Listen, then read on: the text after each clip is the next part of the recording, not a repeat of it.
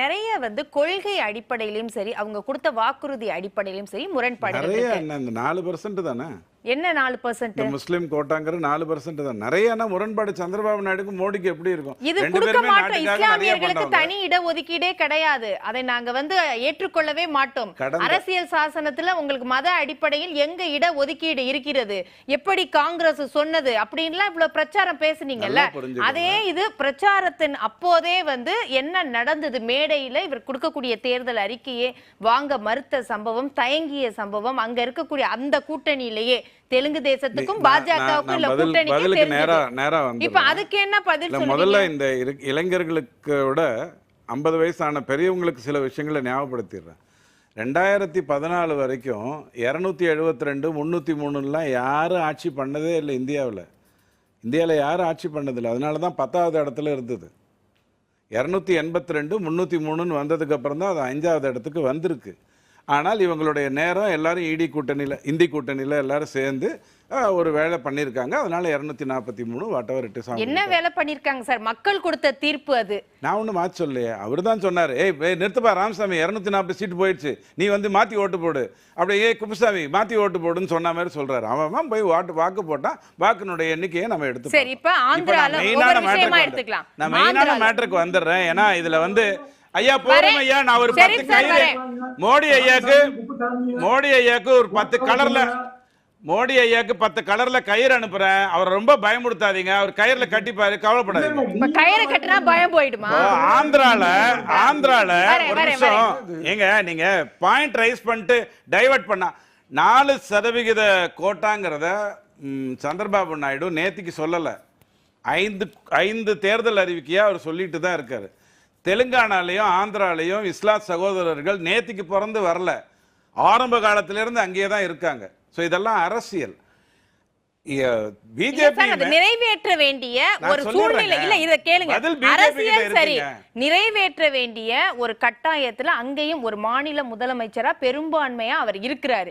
அப்ப அத நெருக்கடி அவருக்கும் மாநிலத்துல இருக்கும். நீங்க சொன்ன வாக்குறுதியை பேசும்போது நான் ரொம்ப பொறுமையா கேட்கிறேங்கிறதுக்காகவே கரெக்டான தகவல் வந்துடக்கூடாதுன்னு யாரும் நினைச்சிடக்கூடாது. நீங்க சொல்லுங்க சார்.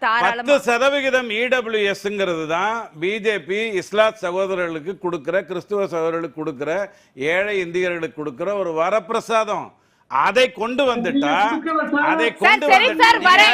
பேசுனீங்கன்னா அப்புறம் இது நாகரிகமாவே இருக்காது.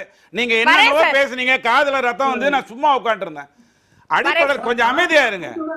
வரேன் சார்.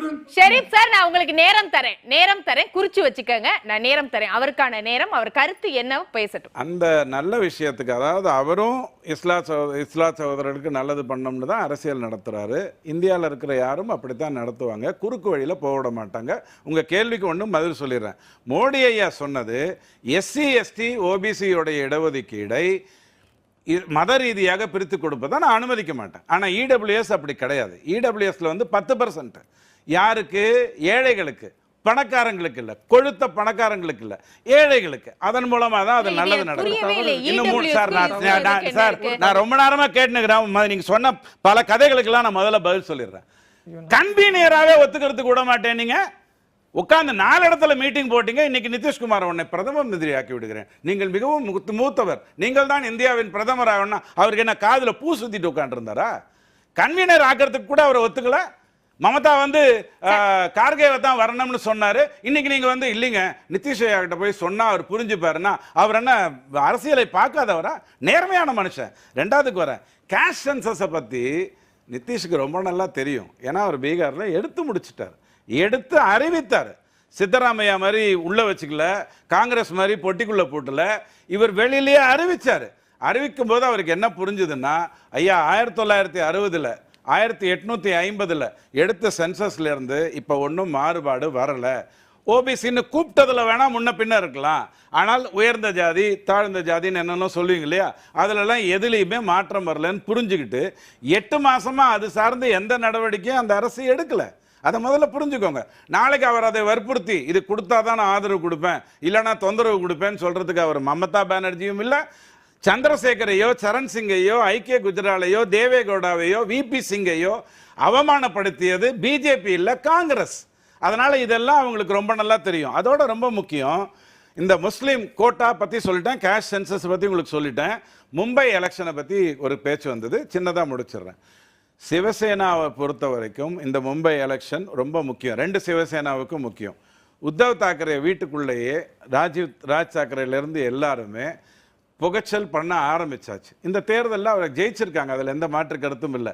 ஆனால் சரத்பவாரோடையோ அஜித் பவாரோடையோ அவரால் ஒன்றும் தொடர்ந்து எதுவும் பண்ண முடியாது. பேசிக்கலி மும்பைக்கு இன்னொரு 4-5 மாதம் டைம் இருக்குது. அதுக்குள்ளே அங்கே என்ன நல்லது நடக்கணுமோ அது நடந்துடும். காரணம் என்ன தெரியுமா?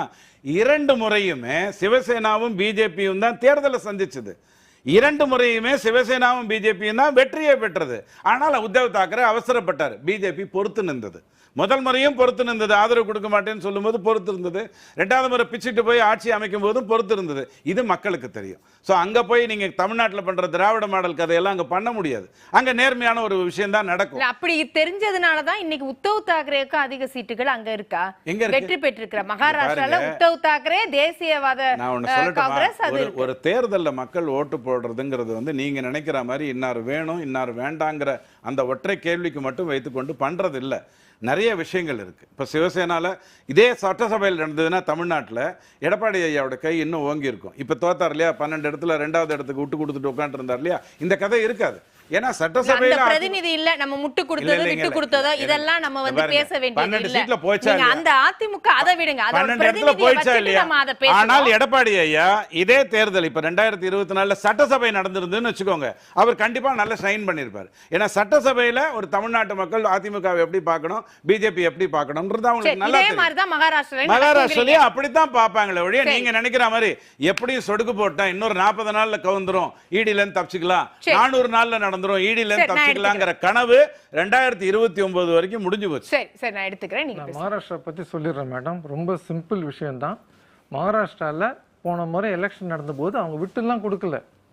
உத்தவ் தாக்கரே ஒத்துக்க மாட்டேன்னு சொன்னோன்னே ராவோட ராவாக அஜித் பவாரை கூப்பிட்டு அவருக்கு பதவி பிரமாணம் செய்து கொடுத்து அவர் திருப்பி 24 மணி நேரத்துல திருப்பி அந்தர்பல்ட்டி அடிச்சு, அதனால விட்டு கொடுக்கவில்லை. அது உண்மை. நீங்க இப்ப எடுக்கிறீங்க இல்லையா ஏர்போர்ட்ல, நான் வரலாற்று உண்மையை சொல்லணும், நான் எது சொன்னாலும் உண்மையை சொல்லணும். விட்டு கொடுக்கவில்லை. அஜித் பவாரை வைத்து அவங்க ஒரு ஆட்சி நடத்த ட்ரை பண்ணாங்க. 48 மணி நேரத்தில் அவர் திரும்பி ஓடினார் சரத்பவார்கிட்ட. அதனால தான் திருப்பி இந்த உத்தவ் தாக்கரே கவர்மெண்ட் வந்ததே தவிர இவங்க விட்டு கொடுத்ததுனால வரல. அது ஒரு உண்மை. 2வது நான் சொன்னது என்னன்னா, 6 மாசத்துக்கு இந்த என்டிஏ கவர்மெண்ட், தேசிய ஜனநாயக கூட்டணி கவர்மெண்ட் நடக்கும். அதுல எந்த விதமான ப்ராப்ளமும் இருக்காது. ஆனா இந்த 6 மாசத்துல நிறைய விஷயங்கள் நடக்கும். வெறும் எலெக்ஷன் மட்டும் நான் விஷயத்த சொல்ல. காம்ப்ரமைஸ்னா என்னன்றது அமித்ஷா அவர்களுக்கும் மோடி அவர்களுக்கும் தெரியாத விஷயம். இன்றைக்கு அவர்கள் காம்ப்ரமைஸ் செய்துதான் ஆக வேண்டும். அது ஒரு நிதர்சனமான உண்மை. அது பண்ணும்போது அப்பதான் இந்த பாலிசி பேரலிசிஸ்னா என்னன்னு பாஜகவுக்கு தெரியும். இன்னொரு விஷயத்த சொல்லிடுறேன். இவர் வந்து 2014க்கு அப்புறம் எல்லாமே இந்த ஆடியோ சரியா இல்லைன்னு நினைக்கிறேன், பேசலாம். 2014 இருந்து தான் இது வந்து ஒரு கட்சி ஆட்சி இருந்தது. அதுக்கு முன்னாடி கூட்டணி ஆட்சி இருந்ததுன்னு ராஜீவ் காந்தி இருந்தது. ஆனா பேசி முடிச்சிருச்சு. நீங்க பேசும்போது ஒண்ணு கூட நான் சொல்ல, ஒரே நிமிஷம் பேசி முடிச்சிடறேன், அப்புறம் நீங்க பேசுங்க.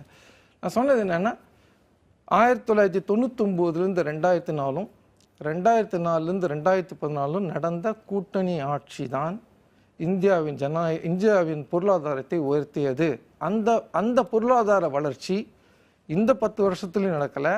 அதே மாதிரி ராஜீவ் காந்தியோட தனி கட்சி ஆட்சியிலே நடக்கவில்லை. அதுதான் நிதர்சனமான உண்மை. அதனால கூட்டணி ஆட்சின்றது தப்பு கிடையாது. கூட்டணி ஆட்சியில் பொருளாதாரம் நன்றாக வளரும் என்று தான் என்னுடைய கருத்து. இதுல சவால்கள் என்ன இருக்கும்னா, சவால்கள் நிச்சயமாக இருக்கும். எவ்ரிடே இருக்கும் சவால்கள். எவ்ரிடே மினிஸ்ட்ரி டு மினிஸ்ட்ரி சவால்கள் இருக்கத்தான் செய்யும். சரி சரி சரி, இதை நான் நிறைவு கருத்தாகவே நான் எடுத்துக்கிறேன். இப்படி எல்லாம் நிறைய சாபம் கொடுங்க, முடிஞ்ச அளவுக்கு இது கெட்டு போகணும்னு நினைங்க. நல்லது நினைச்சுதான் நீங்க சொல்றீங்க. முடிக்கிற வரைக்கும்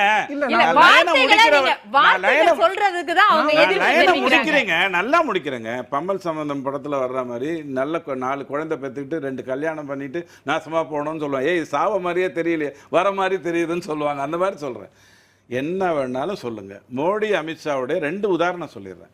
பிரதிபா பாட்டீல ஜனாதிபதினு அறிவிக்கிறாங்க. சிவசேனாட்ட போய் பேசினது அமித்ஷா. இந்த தேர்தலுக்கு முன்னாடி கூட்டணி அமைச்சது, இந்த கடந்த தேர்தலை இவங்க சொன்னார் இல்லையா, நாங்கள் ஒரு முயற்சி எடுத்தோம், அஜித் பவார் வச்சு ஒரு முயற்சி எடுத்தோம், அது சரியாக வரல, இவர்கிட்டே விட்டுட்டோம், அப்புறம் அந்த கட்சியே முடிஞ்சு போச்சு, அது வேற விஷயம். ஆனால் அந்த கூட்டணிக்கும் அமித்ஷா நேராக வந்து பேசினார். அமித்ஷாக்கு 3 விஷயமும் தெரியும். ஒரு மார்க்கெட்டிங்கில் அதாவது ஒரு வேலையை வாங்கணும்னா ஒன்றா கை குலுக்க தெரியணும், இல்லை காலில் விழ தெரியணும், இல்லைன்னா கழுத்து பிடிக்க தெரியணும். நீங்கள் தான் முடிவு பண்ணுறீங்க கை குலுக்கணுமா, காலில் விடணுமா, கழுத்தை பிடிக்கணுமாங்கிறது. அவரை பொறுத்த வரைக்கும் 3த்துக்கும் அவர் ஒழுங்கா பண்றாரு. அரசியல் சாணக்கியத்தனம். ஆமா, இது சாணக்கியத்தனம். அதுல எந்த குழப்பமும் வராது. நீங்க முடிஞ்ச வரைக்கும் 6 கால பூஜை நடத்துங்க. மோடி ஐயா 2 நாள் தான் நேரம் குறைவா இருக்கு, நேரம் குறைவா இருக்கு, 2 நாள் தான் மௌனம் இருந்தாரு. ஷெரீப், நீங்க நிறைவு கருத்து. அதாவது முதலாவது இந்த இடபிள்யூஎஸ் முன்னேறிய சாதியினருக்கான இடஒதுக்கீடு இல்ல, உயர் சாதியில் இருக்கக்கூடிய பின்தங்கிய மத்ததான் இங்க கொடுத்தாச்சு, அதனால உயர் சாதின்னு விட்டு போனதுல வருது. இல்ல சார், இடபிள்யூஎஸ் அதுதான். எப்படிங்க உயர் சாதி 8 லட்சத்துக்கு கம்மியா வருமானம், அதுதான் சார், அதுதான். பேசலாம் சார். ஷெரீப் சார், உயர் சாதியினருக்கான இடஒதுக்கீடை கொண்டு வந்தது காங்கிரஸ். அதை யார் கொண்டு வந்தாலும் அதை எதிர்க்கப்பட வேண்டியது. பிஜேபி அதற்கு சொந்தம் கொண்டாடுகிறது. ஒன்று. 2வது, சாதி வாரியான இடஒதுக்கீடை பீகார்ல எடுத்துட்டாரு, அதனால இனி அதை கோரிக்கையா வைக்க மாட்டாருன்னு இல்லை. அது அவர் எடுத்தாலும் மத்திய அரசினுடைய அனுமதி இல்லாமல் அதை நடைமுறைப்படுத்த முடியாது. எனவே மத்திய அரசு சொன்னாதான் அந்த சாதிவாரி கணக்கெடுப்பு என்பது நிறைவடையும். அதனால நிச்சயமா மத்திய அரசு ஏற்றுக்கொண்டே ஆக வேண்டும், வேற வழி இல்லை, அதை வலியுறுத்துவார். 2வது. 3வது, உத்தவ் தாக்கரே வீட்டுல பிரச்சனையா அப்படின்னு கேட்டா, நேற்று வரை நிதியமைச்சராக இருந்த நிர்மலா சீதாராமன் வீட்டுல தான் பிரச்சனை. உத்தவ் தாக்கரே வீட்டுல பிரச்சனை என்ன பிரச்சனை? அவர் காங்கிரஸ்ல சேர்ந்துட்டாரா? இருந்து சீதாராமன் வெளியில வந்தாரு. அதனால இதையெல்லாம் நாம் அவர் சொன்னது வீட்டுல பிரச்சனை, அதனால சேர்ந்துருவாங்கன்னாரு. எங்க வீடுனா அண்ணன் தம்பிக்குள்ள இருக்கிற பிரச்சனையே பேசுறேன். நடந்துச்சா? உத்தவ் தாக்கரே வீட்டுல நடந்துச்சா? இங்கதான் நடந்துச்சு. இல்ல 1000 பேட்டி வெளியில வந்துச்சு, ஒண்ணும் நடக்கல. ஆணாதிக்க நடந்தது, அதுவும் அடங்கிடும். சரி சரி, நான் எடுத்துக்கிறேன் சார். அதனால நீங்கள் கூட்டணி அமைச்சரவை என்றால் ஏற்கனவே இருந்த எல்லா பிரதமர்களும் சந்தித்த பிரச்சனைகளை அவதார புருஷன் மோடியும் நிச்சயமாக சந்திப்பார் என்பதுதான். சரி சரி, நீங்க சொல்லுங்க சுருக்கமா முடிச்சிடுறேன். எல்லாருக்கும் புரியுற மாதிரி, முத்து படத்துல அப்பா ரஜினிகாந்த் புள்ள ரஜினிகாந்த் கிட்ட பேசிட்டு இருக்கும்போது அந்த புள்ள ரஜினிகாந்த் சொல்லுவாரு, எங்க முதலாளிக்கு அவருக்கு பிடிச்சவரை கல்யாணம் பண்ணிக்கணும்னு. அப்போ இந்த அப்பா ரஜினிகாந்த் சொல்லுவாரு, உனக்கு பிடிச்சதே தான் உங்க முதலாளிக்கும் பிடிச்சிருக்கேப்பா அப்படின்வாரு. அது மாதிரி தான் இப்போ நிதிஷ்குமாருக்கு பிடிச்ச போர்ட்ஃபோலியோ தான் சந்திரபாபு நாயுடுக்கும் பிடிச்சிருக்கு, அந்த போர்ட்ஃபோலியோ தான் ஏக்நாத் ஷிண்டேக்கும் பிடிச்சிருக்கு. இனிமேல் தான் ஆட்டமே ஆரம்பம்னு ரஜினிகாந்த் சொல்ற மாதிரி தான் நடக்கும். ஒரே ஒரு டயலாக் அதே முத்து படத்துல இருந்து, கிடைக்கிறது கிடைக்காம இருக்காது, கிடைக்காம இருக்கிறது கிடைக்கவே கிடைக்காது. சரி, நீங்க எல்லாரும் அரசியலை படிச்சதோட சினிமா படம் நல்லா பாத்திருக்கீங்க, நிறைய டயலாக் வரிசையா வருது.